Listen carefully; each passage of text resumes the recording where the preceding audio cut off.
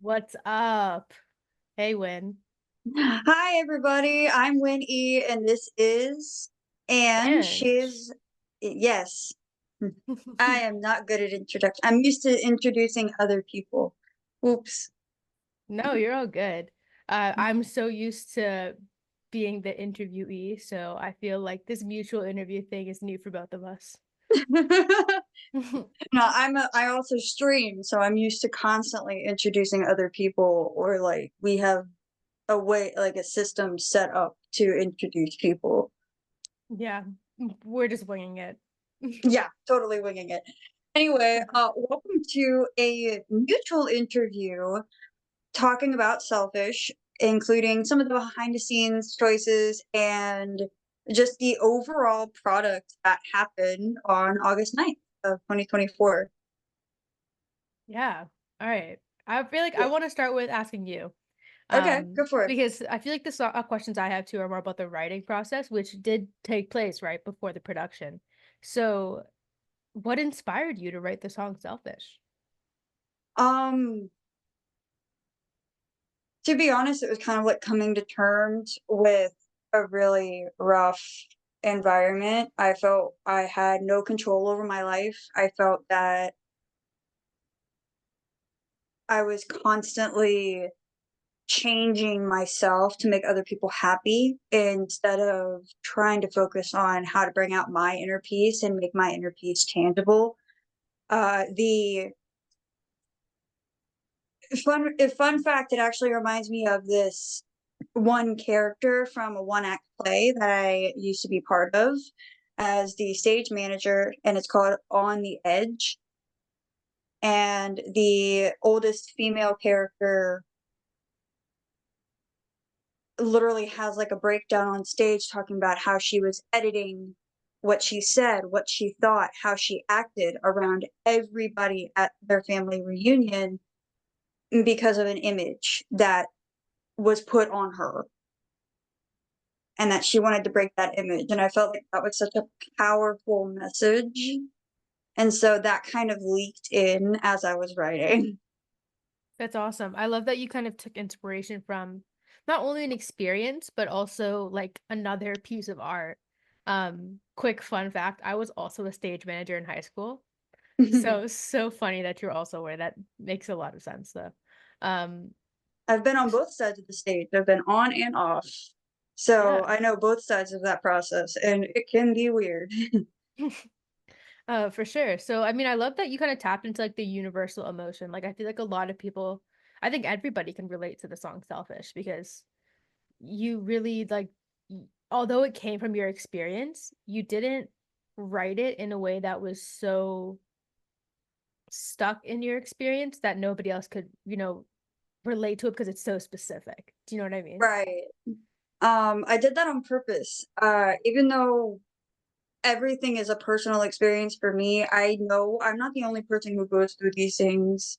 So I don't want it to be targeted at one particular person when I'm speaking. And even if I am, I don't want that person to be that person or that target to be explicit. Because if it's explicit, it's harder to kind of get sucked into the story. Mm-hmm. And Yeah. also, I wanted to turn the word selfish on its head. A lot of people say, "Oh, you're so selfish," and I'm like, "Well, I'm not the one who started the me first movement, so Mm. I'm just run with it." Yeah. It's like, what's the negative connotation around being selfish, right? Like, why is Right. being selfish a bad thing? I'm reading Will Smith's book Will, and he's talking about this time in therapy when him and his wife Jada are both had to write down their priorities, and he put himself first, she put the kids first, Mhm. and that really hurt her, and he didn't understand why because the way that Will sees it is in the way that you write the song is like if you don't take care of yourself, how can you be there for other people? Versus, the way that his wife saw it was like, how could you be so selfish? Yeah, it's like Um, it goes back to that idea of you can't pour from an empty cup. So if you don't take care of yourself, then you can't take care of other people.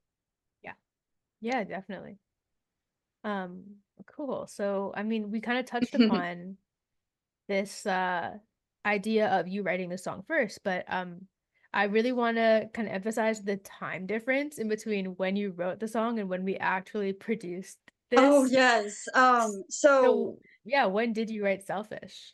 Selfish in the timeline is actually the last song I wrote lyrically. Other than yeah, the last song I wrote lyrically for the album. And I find it funny how it's literally last written, first release. Yeah. Um, it was written about 2022. It's also the youngest song on the album, lyrically speaking.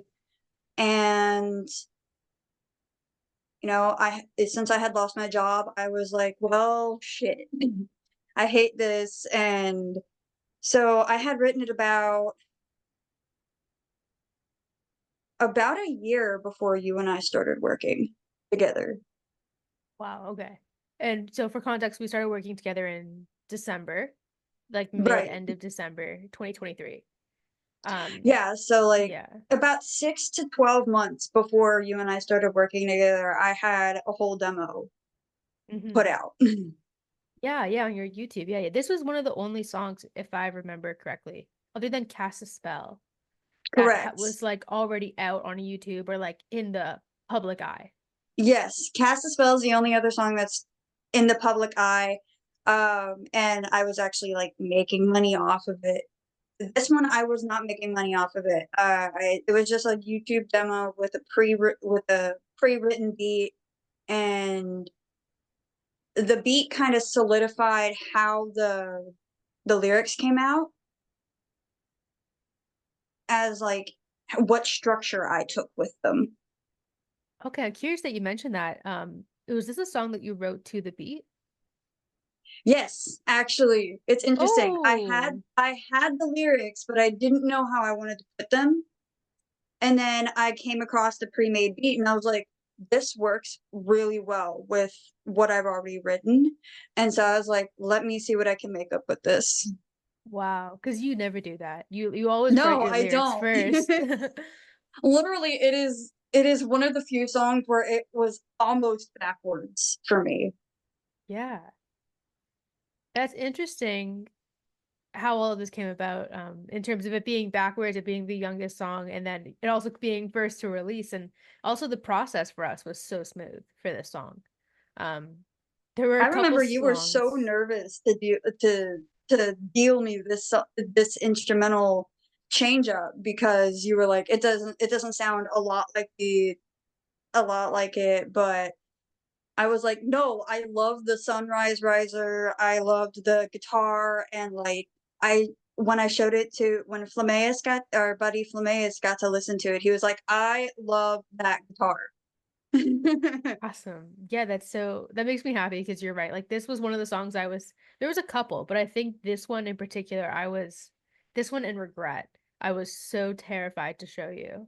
So I was like, Yeah. it was just different than what I normally make. Um, Yeah. I mean, there was, like, a couple flubs with Anger where you were, like, worried about how it would sound, yes. but you weren't scared to show me it. You were like, "Hey, it's a No. little I'm not quite sure about it, but let's see what happens with it." Whereas with Selfish, you were like, "I don't know if you're gonna like this at all." Yeah. Yeah. That's exactly how it was. Yeah. So also, this is the only song out of the project that you've performed. So I wanted to Yes. dive into that a little bit. Like, what was it like, and how did it feel for you to perform this live for the first time? So, technically, this is the 2nd song I have performed live. The 1st one was on Okay. a Zoom call. So, it was Okay. a lot different performing on a Zoom call versus going back on stage and performing in front of a live audience that you could watch their facial expressions and you could see people sitting on the edge of their seat or clapping and snapping. And I didn't see a lot of movement and it terrified me because I thought either everybody was zoning out or they noticed that I had flubbed.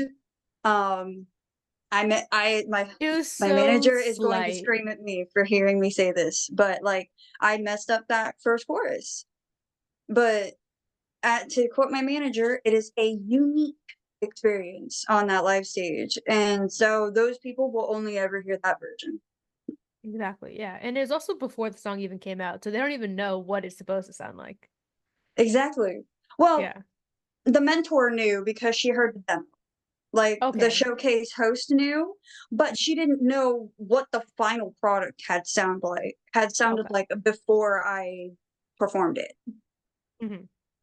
Yeah. And So what actually, the way Selfish was performed, like, recorded and then mixed was actually through her, criticisms when she first heard the demo.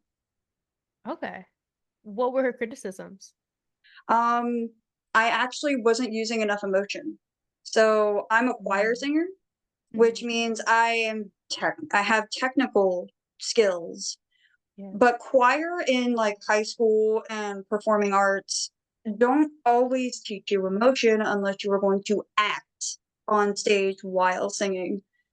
So, I didn't have a lot of that, and so I would she said, "You definitely sound like you know how to sing, but I don't understand the story you're telling."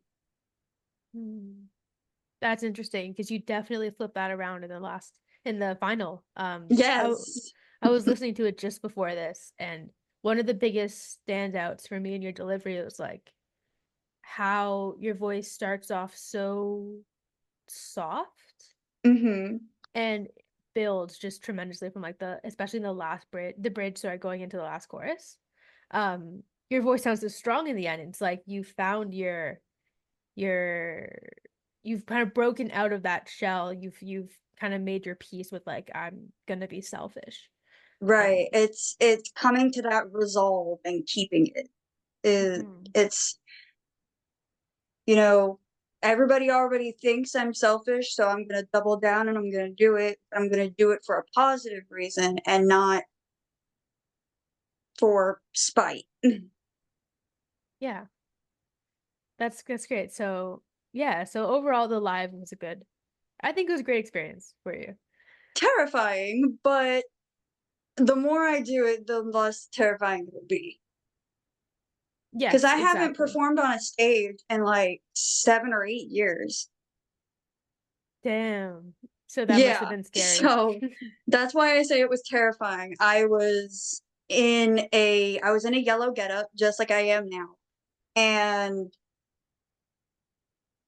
nobody in the audience thought I was terrified, which is good.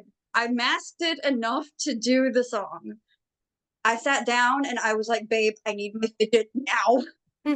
I was like, "Give me my fidget. I need my fidget. I need water. I need to, like, stop." Calm. Yeah. Yeah. No, that's awesome. It's like you said though, the more you do it, the more confident I guess you'll get, which is like in a more natural to feel. But I think you'll always have those nerves. I think that's very like natural. If you didn't have the nerves, I think that would be scarier. Um so the last question that I really have for you is like, why did you decide for Selfish to be the lead single from this project? I felt like it was the most relatable, and so therefore it would draw more people in because, yes, it's like mass appeal, but also it has that really intimate feel to it. Yeah. And the people that I wanna target crave that intimacy, so I wanted to start off the gun as hot as I could with the target audience that I had picked. Right. Okay, nice. And then I was also thinking about kind of the time of year we're in, and like this song is something Yes, you that play. too. Um, for me, I as soon as we finished this song, finished the mix and master, I was like, I want to play this windows down in the car, like because it's that summer, like end of summer, especially that August type of feeling. Right. Um, so yeah, it's a kind of the And perfect. it was released, like, the month that schools start again.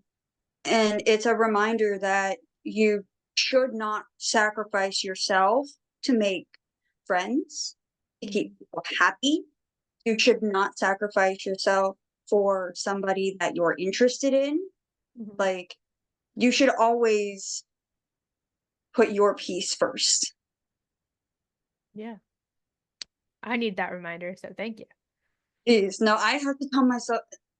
He tells me that all the time. My manager, aka my spouse, he tells me that all the time. Yeah, it's a good reminder. Somebody's got to do it because I ain't gonna do it.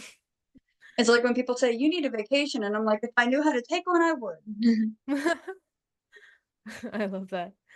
So, okay, well, those are my questions for you right now, but I'll hand it over to you. So one of the things that I think a lot of, especially people who are aspiring to be beat makers, would love to ask is walk me through, and you can do this as fast or as slow as you want, but walk me through the process of how you layered the beat from hearing the demo beat. Mm. Okay, Like, which so instrument did you pick to yeah. recreate first? Like, do you start out with the hardest part, or do you start with the easiest part that you can pick out? Okay, so for this song, I actually did it differently than I would normally do, in terms of recreating because we did that a couple times over this project, Mhm. and I think for anger and regret, I started with the chorus, the most complicated part, I guess. Right. Um, but then for selfish, I went front to back. Um, and I started with the instruments, which Mhm. I I was just talking about this with another producer friend. Is like a lot of producers start with the drums. I'm unique in the way that I start with the instruments always. It's just what jumps out to me Like the first. melody instrument? I in this case I started with the guitar. Ah, okay. Yeah. Um, Which is our hook instrument in this case. yeah, exactly. Um, and then I started with the guitar and I was going this was I think the hardest part was finding a guitar that gave that same vibe. Like I wasn't gonna find one that was like the same um the same notes or the same kind of like rhythm or Yeah, because anything. the demo had, like, a muted guitar. Yes. Yeah, yeah. It actually had two. It had like a lead guitar and then it also had Mhm. like a muted guitar in the background that was like more rhythmic. And Yes. I ended up just using one. And I think it was through Arcade that I found a sample because I was going back and forth through it so much that I went through every kind of sample library that I had. I debated writing one. I was like, should I write it with MIDI? Should I pick up a guitar and just record it? I couldn't really decide how to go from there. And that's when I started going through some arcade samples. And arcade is like, um, it's like one long sample, but then each note on your keyboard is a different chopped up piece of it. So I kind of made my own out of this chopped up sample. Um, and that's how I got the main guitar, and that's where I started. After that, it was the vocal sample. Um, because I wanted to fill out the instruments before I dove into drums, FX, etc. Um, so yeah, that vocal sample super different also than what's in the demo. But again, I was matching more with the vibe than I was with the specific instruments. So that was again through Arcade in a different like pack. I think it's called Distant Vocals. Um, and I kind of made uh that I don't even know what to call it. It's kind of like a lead line, like a top line, but it's also like a bit of a background at the same time. Um Maybe it's more of, like, a ceiling note, okay, yeah, yeah. That's a good way to because, phrase like, it. if you have your anchor note, which is usually where the bass Mhm. sits, that vocal synth that you created is, like, that really soaring one that helps to create that sunrise effect, what I've been calling the sunrise riser, Oh and yeah. it creates a really nice rounded out effect and helped me especially recreate harmonies that didn't stress my top register too much. Hmm. And so then I could take out the high harmonies during the chorus and just leave the lows to balance Okay. out. Yeah. Okay. I'm glad that helped. Um, because in general, like the vocals are lower for you. Mhm. Um, so yeah, that I guess that kind of is the ceiling. Like it's the highest part that ends up being there in the instruments. And then I think I went straight from there into some drums because the drum pattern was really simple, but the hardest part was the sounds, the individual sounds. So Mhm. finding kind of the right like pop snare that's like not too aggressive, but also kind of acoustic. Probably went through hundreds of snares before I actually found that one. And Yeah, like then the kind of bubbly, almost like a bubble pop in a yeah, way. yeah, because it's like the way that I talk about this song is like it's very much like the pop. It's like the most pop song on the EP. Like Yes. because there's anger and regret and that are also kind of pop, but anger is like pop rock and Mhm. regret is like pop dance. So this one is like very like clean bubblegum kind of bedroom pop. Um Yes, and that's actually what I classified it in the audio teaser when I made the little clipboard kind of version, the little whiteboard version. It's indie bedroom pop, yes, that's and exactly that's how yeah. I've been pitching it to people. It's an indie bedroom pop ballad. Yeah. And that's exactly what I was going for was like trying to find indie is like the perfect word because I was looking for like an acoustic drums, but bedroom pop in the sense that um it's still manipulated, it's still like MIDI. You can tell that Mhm. it's not natural drums.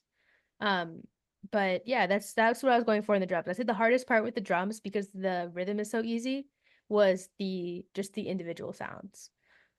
Where it's, like, making it interesting to combat all of the kind of, like, easy listening sounds that were already there. Yeah, and just again going back to that like overall vibe, right? Like I don't want the drum to be too aggressive. I also don't want it to be super soft. Then I have to think about do I want to layer them? Then and there's just so many like open-ended possibilities, which is the Yeah. fun part about beat making, but also where it can get super challenging because it's very easy to overproduce. Like that's I think one of the biggest mistakes that like beginner beat makers make. Like I used to do this all the time. I was thinking the more layers I can put, the better, but that's not always the Mhm. case.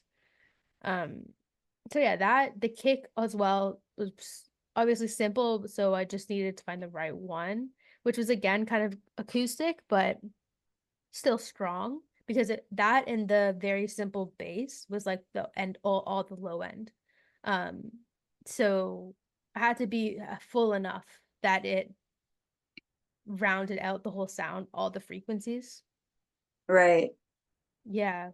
That's kind of the main points for the beat. So, when you got the idea when I threw you the idea demo of Selfish with this, like, bought pre-made beat that I had purchased, what was your first thoughts about Selfish? In terms of like an overall song. Well, it could be the overall song or, like, how I'm like, the whole recreation thing or, like, you know, I know that when we were talking with Owen, because I think so Forgotten was the first one he worked on, and then Selfish was the second one, and he said, "Oh, okay, so we're gonna be doing an R&B album because Forgotten has, like, an R&B feel to it." And then Selfish comes in and he's like, "What is this?" Yeah. Yeah. That we had that moment many times over this project where like it's interesting because each song is so different, but it all fits together very seamlessly. Um, yeah, my first thoughts were Well, pop ballad for sure. I was kind of like it was a bit of a challenge because it's not like again not what I normally gravitate towards in terms of making beats. So, um, I also one thing I think I challenge I put on myself was like, how do I make this interesting? Because it is very easy listening. It is very simple. It's like, how can I make it interesting enough where there's like ear candy? And I think that's what the vocal, what do you call it? The sunrise riser? Is that what you said? Yes, Yeah, because it reminds me of a sunrise and a sunset. that's perfect because that's what Selfish overall as a song reminds me of, right? So, um, yeah, I think that was the main thing that ended up being that flavor that the song needed. Is that would you say that that's also, like, your favorite part of the production is the little ear candy there? Yeah. And then last question, not fully related to the song, but related to the theme, which is what do you do to be selfish? Mm. In the within the concept of what selfish stands for the song. Yeah. Um,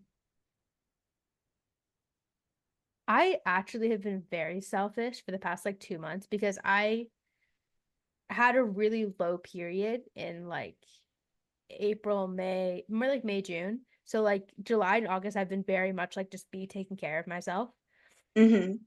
So a lot of things like my coffee at first thing in the morning is like I like to have my coffee on my porch and just sit there and just like enjoy. For me that's a big one. Making a beat every single day. Selfish, but it's what makes me happy. Um just simple things I'd say like that. Also even just saying no to like going somewhere when I would rather be by myself or when I feel like I need the time to be by myself. I think that's like a big one for me because I'm super introverted and I need the time to be by myself to be able to go Mhm. out and like be with my friends or be with my family. Yeah. That brings me to a follow-up question because I technically have been classified as an extrovert. Okay. So it was just interesting. What is it like to work with somebody who's really communicative and like extroverted all the time? I love it because it makes it the communication makes it easier. Like if we weren't able to talk about stuff, then it would be so much harder to like if you weren't able to give me constructive feedback. Like um the reason that I didn't would be like scared to send you a beat like for regret or for Mhm. selfish was like uh I was like my own internal insecurities. It has nothing to do with you. Right. But I would know that you would tell me the truth. And that's why I would send it to you and not just like totally ghost you and never talk to you again. Because, avoidance, I might totally do that. Yeah, I'm definitely the kind of person where it's like if something's happening, I want to say it. Mm, So that way it's like if the cards are on the table, then there's nothing left to hide. definitely. And that's something that I'm embracing more, which is more like seeing things head on instead of like avoiding it. Because for me, avoiding it is like my safety net. Um, Yes, it's a self-sabotage. I do it as an extroverted person because I have anxiety. I mhm. self-sabotage and I'm like, okay, we're just gonna shut this down before what my brain has told me would happen, which Yeah. hypothetically probably won't happen, actually happens. So Yeah, exactly that. One of my best friends from like that's known me since I was like 2 called me out on that a little while, like a month ago, of self-sabotage. And I was like, I kind of forgot that I do that. But then when you explain your situation to somebody else, they're like, yeah, sounds like you're just not letting yourself be happy right now. why does it seem like my computer's not plugged in? It should be. Unless the cord is getting stupid. I think the cord is getting stupid. All good. Nah, What's your it's an last old cord that's question? been, like, destroyed. Alright, and bonus question? Yeah, what do you do to be selfish? Right now, therapy. Mm. Um, Therapy and listening to my partner, because I've had so much imposter syndrome for the past like 3 months, even while I was, doing the music shoot, doing all of the promos, making all the schedules, everything like that. Even when I felt like I was on top of everything, I had that little voice in the back of my head saying, "You're going to screw up. You're going to mess up. Something bad is going to happen." And Mhm. so lately, he's been my selfish, which is, if I hear you talk negative about yourself, I'm going to do something you don't like. Mm. Yeah. Because then, to avoid the thing I don't like, I stop being negative about myself. Yeah. Yeah. No, Or at that's least good I that you stop have being that, as like, negative. yeah. No, yeah, I know what you mean. That's good that you have that because that's like um a like a compass kind of like somewhere to go back to, Right. right? Or like I've been practicing stimming more Mhm. because I'm autistic. But for the longest time in my life, I was looked down on for stimming. And so I had to hide it. And now I'm like doing vocal stims in the house. Like yesterday I was doing this. It was I don't know where it came from. I don't know how I came up with this. It sounds like a vocal exercise and I've never been taught to do this. But I was basically it I was going like all over the house, just walking around making random rhythms and melodies while clicking my tongue and humming. Whatever works for you. And it was a vocal stim, and I felt embarrassed, but also, like, confused that nobody was saying anything about me doing it. The only Yeah. thing my sister asked was, "Hey, what song is that?" And I'm like, "It's not a song, I'm just stimming." Though it probably could have been. No, that's great. That's great. I love that I asked that because that's awesome. So yeah, that's all the questions that I have for you.